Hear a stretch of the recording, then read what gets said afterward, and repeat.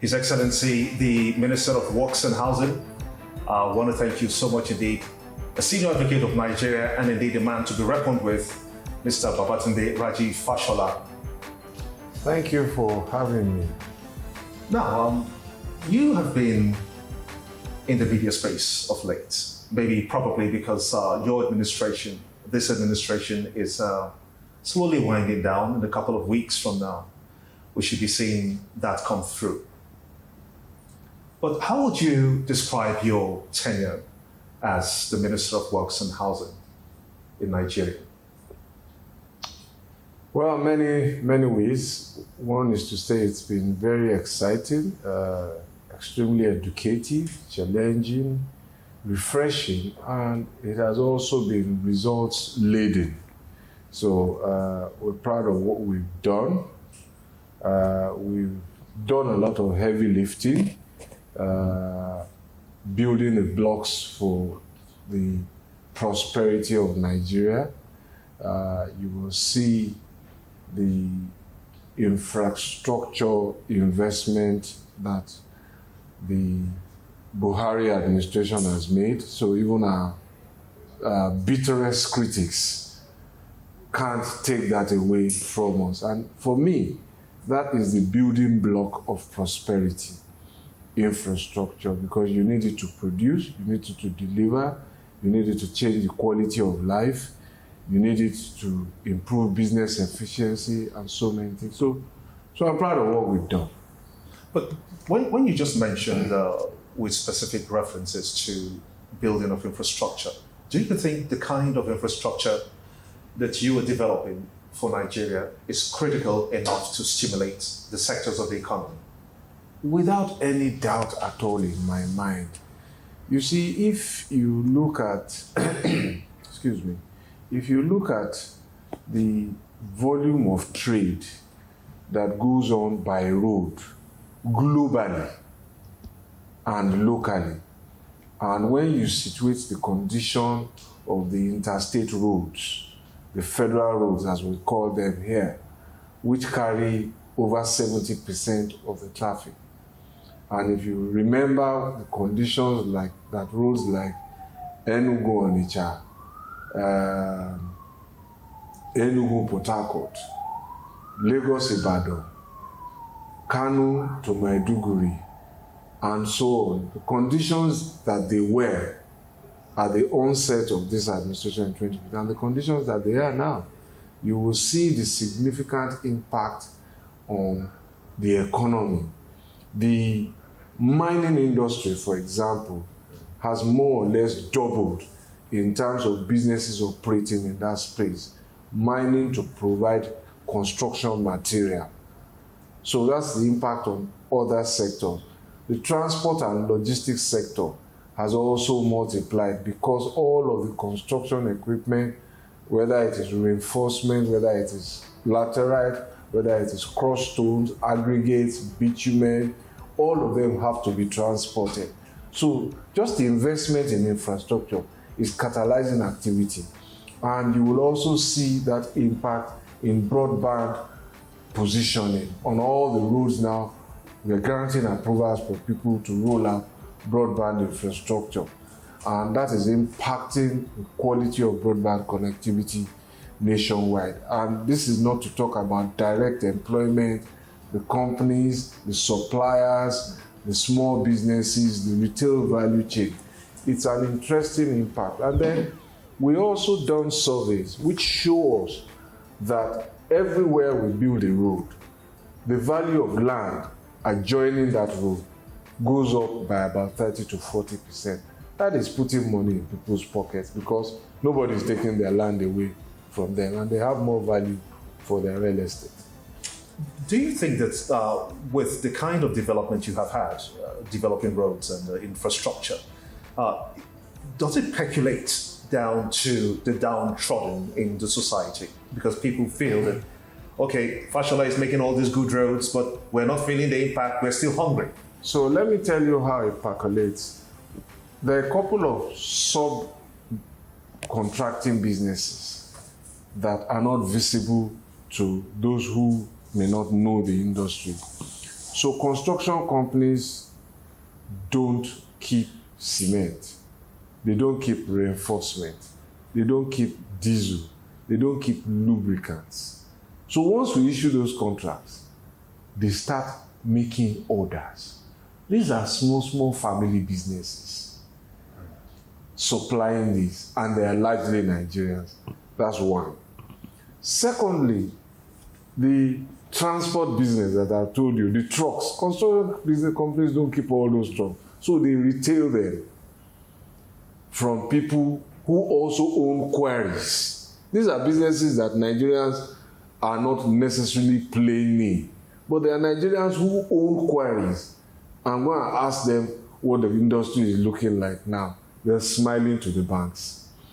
Then, on every major highway, there are signages, route assurance signages, for example, that tell you how far you've gone, how many kilometers you are to the next town, to the next village. Those signages were not there before. This administration has insisted that they must be installed. We've installed thousands of them. The process of installation of each route assurance sign employs at least 10 people, times thousands. Then there are also other road furniture, like lane marking. Now, these are not businesses done by the construction company. But they are not sustainable too. They are sustainable because they were not there before. So lane marking businesses are evolving. They are registering and we're giving them business. And we're going now into the maintenance of lane marking because the paints don't last forever. And as we see, how is it that in other countries, the roads are always properly lane marked? It's maintenance. And the president has signed a maintenance order, order number 11 of 2022. So all of these things are locking up and percolating down to the people. And that is why you will see that it is difficult to defeat us in an election, because in spite of all the noise that is being made, those who are being impacted positively by this government are voting to keep this government in office. And it's not just in the agricultural sector, it's also in the infrastructure and infrastructure related businesses and their subcontractors and employees who have gone out there to say, no, this government works for us. You know, it's interesting when you mention how, for the lack of a better word, juicy this sounds. But let's narrow down to the big ones. By the big ones, I mean, let's say the Lagos-Ibadan expressway, which I have driven on and can attest to it that it's about maybe 80% complete by now. Except for the, just yesterday we saw on the news about 100 meters, 120 meters in and out to Oronshoki area where some patch works are being carried out. So maintenance works are being carried out. What was the challenge? I mean, from the day you came into office in 2015, what was the challenge that made you to stay this long to fix that road? So, I'm writing a small memo, actually, what it takes to build a road so that we can share this with Nigerians. And I've alluded to some of it. First of all, let me say that when I disagree with your assessment of 80%, because this is a 127 kilometer road, and at this moment, what is left is just 3 kilometers on the Lagos side, and we're at kilometer 116 on the Ibadan side, so there's only 9 kilometers left. So if you take 9 and 12, 9 and 3, you get 12 kilometers out of 127. I don't think that is 17 kilometers or 20 kilometers. It's a lot less than that. So we've done more than 80%, but it really doesn't matter. What is important is that it is a much better road now than it was in 2015. And I think that's the first place to start.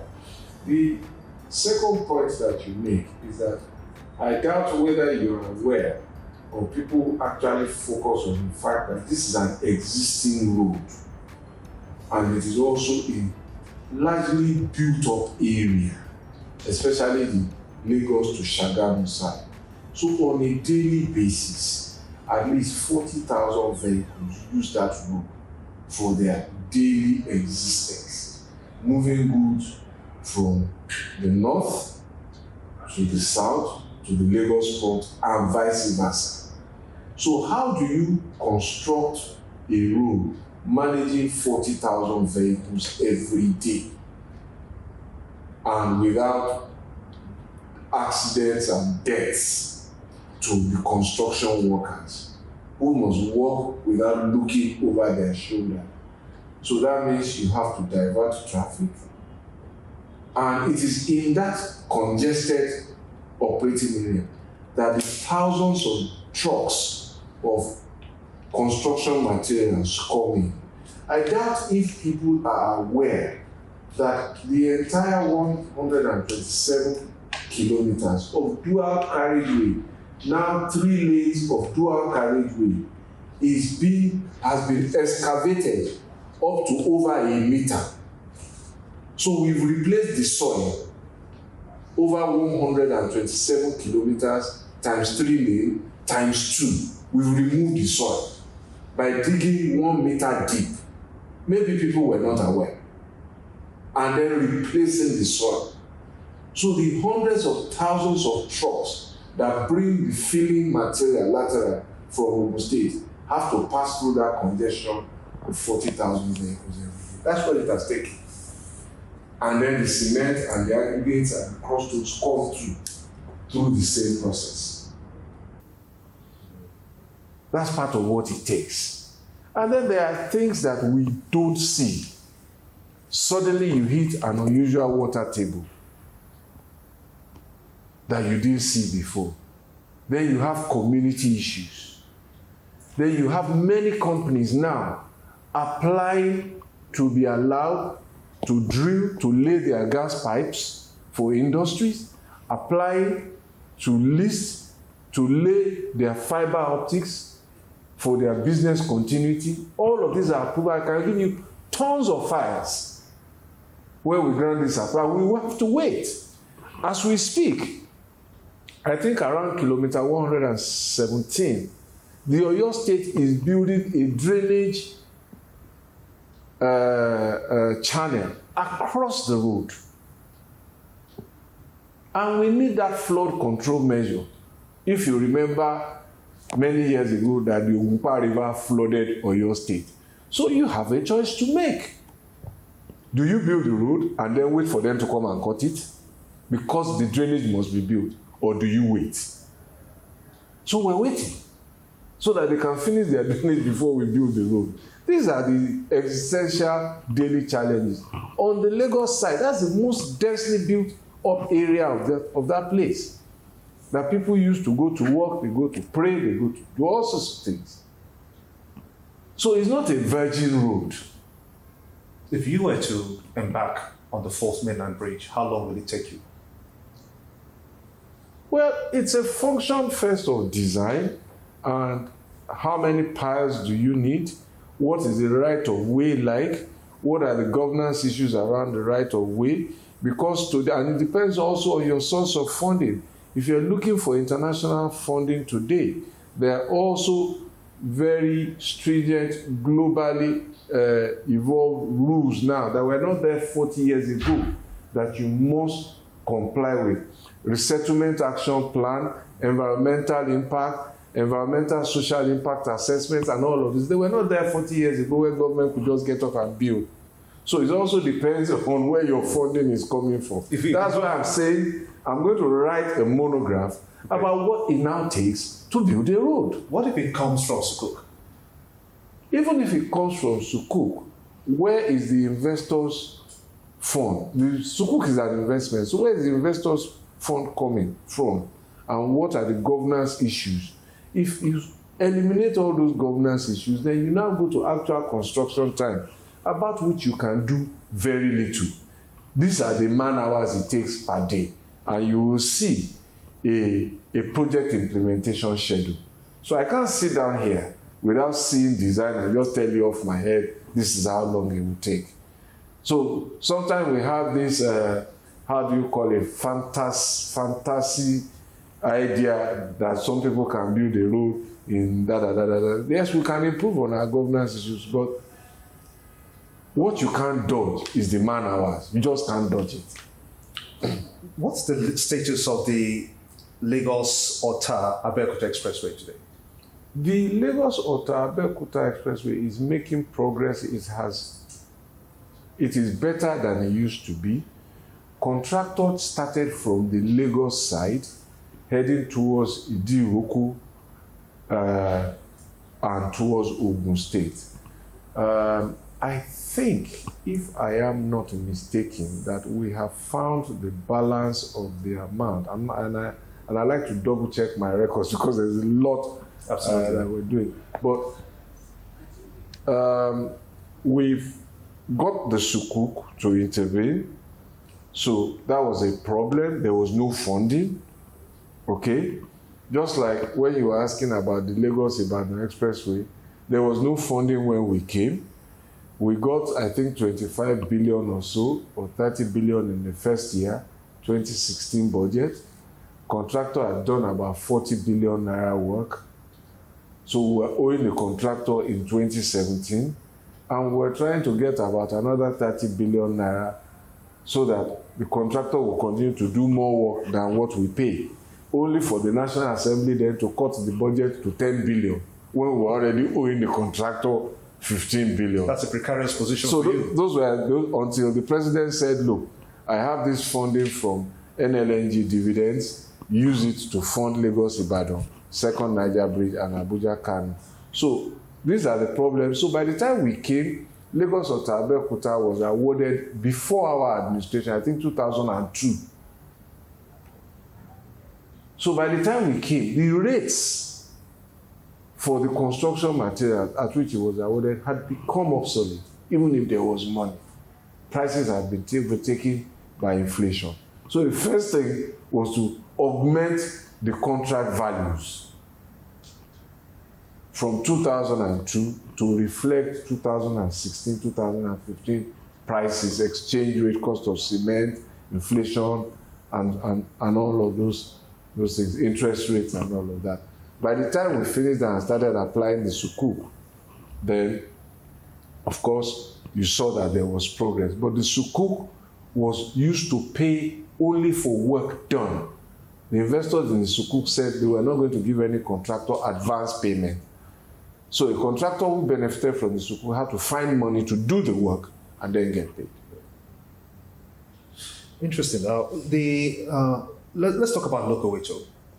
The bridge, for some, was a secondary decision by this administration.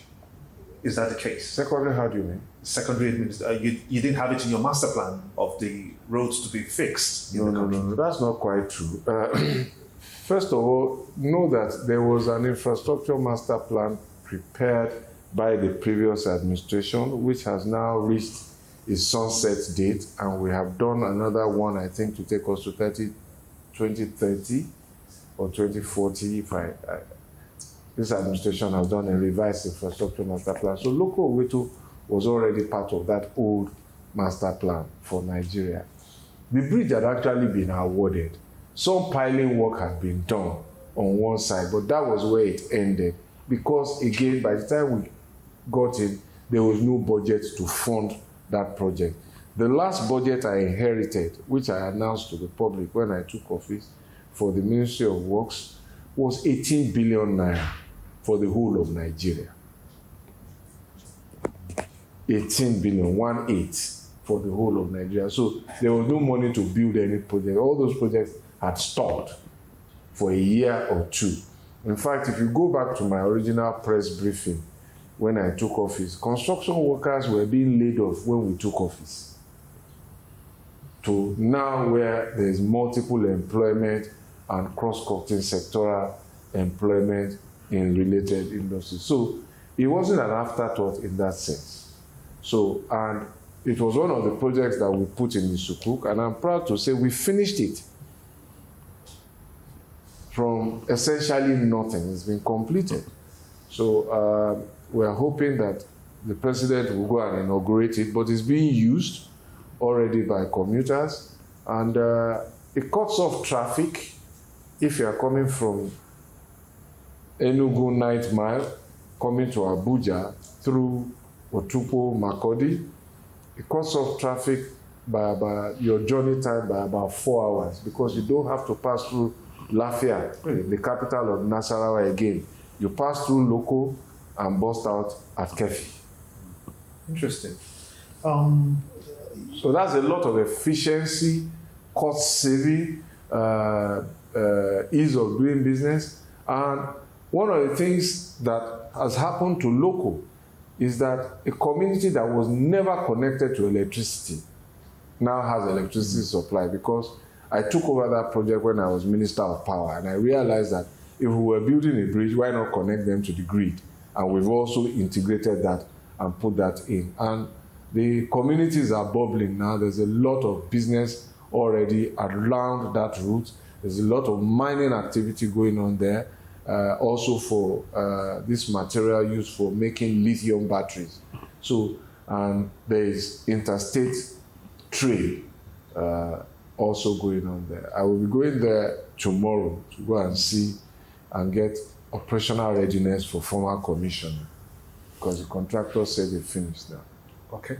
Well, we wish you well, because I know that you've been touring around the country, if not maybe twice, 3 times, to just about every other state to see the rates at which federal roads are being developed and bridges and what have you. But how well has the Green Tree Agreement been, especially the ones we have with Cameroon? Okay, so it was on the back of the Green Trees Agreement that we had the Mfum Bamenda Bridge project, which was awarded. The idea predated this government, but the contract was awarded by this government, and that bridge is finished.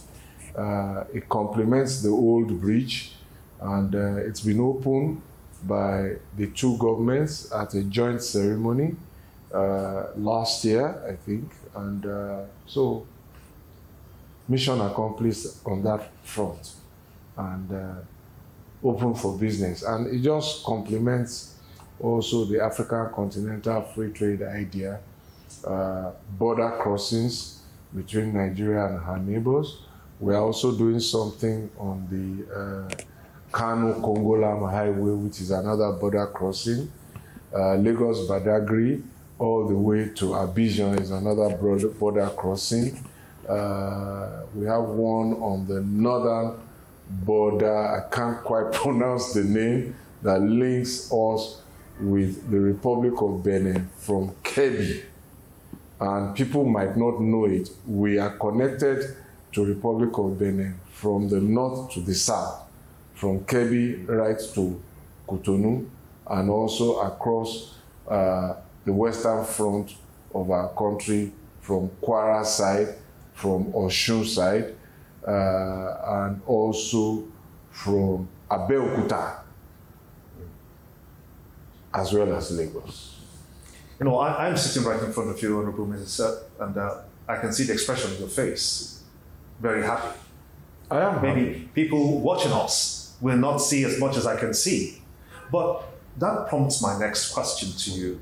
Which of these projects which you have done, which one of them are you most proud of? Well, this is public service, so I have no personal ownership of any of these assets. They are assets for the Republic of Nigeria, for the Federal Republic of Nigeria. I'm just proud of the work that we have done.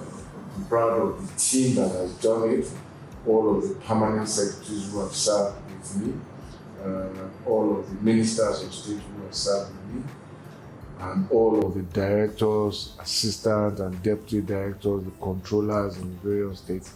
So I'm just proud of the teamwork and the energy with which we have approached our challenges, and I'm proud that we have made it better than what we met.